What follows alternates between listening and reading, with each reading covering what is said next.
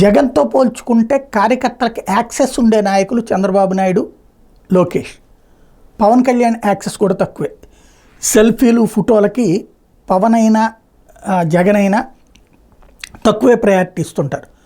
ఏదో ఒక 1000 మంది ఆశిస్తే ఒక 10 మందికో 15 మందికో ప్రసాదంలా దక్కుతుంటుంది.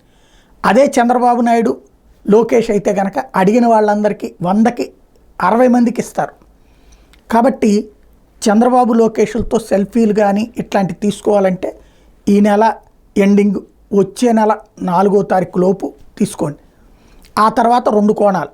ఒకటి, వాళ్ళు గెలిస్తే ఇక అందుబాటులో కష్టం, చుట్టూ ఒక దాన్ని ఏమంటారు సెక్యూరిటీ క్రంచ్లో కూడిపోతారు. ఇప్పటికే Z+ category security, Z category సెక్యూరిటీలతో ఉంటారు. బట్ ప్రస్తుతానికైతే కార్యకర్తల అభిమానులకి అందుబాటులోనే ఉంటారు. కావాలంటే ఫోటోలు ఇస్తారు, సెల్ఫీలు తీసుకోవచ్చు, చేసుకోవచ్చు. అది దాటిందంటే ముఖ్యమంత్రి అయ్యి ఈయన మంత్రి అయితే అందుకోవడం కష్టం. రేపు పొద్దున్న లోకేష్ అయినా ముఖ్యమంత్రి అవుతారంటున్నారు కాబట్టి నెక్స్ట్ స్టేజ్లో అదే ఉంటుంది. కాబట్టి ఈ లోపే తీసేసుకోవాలి.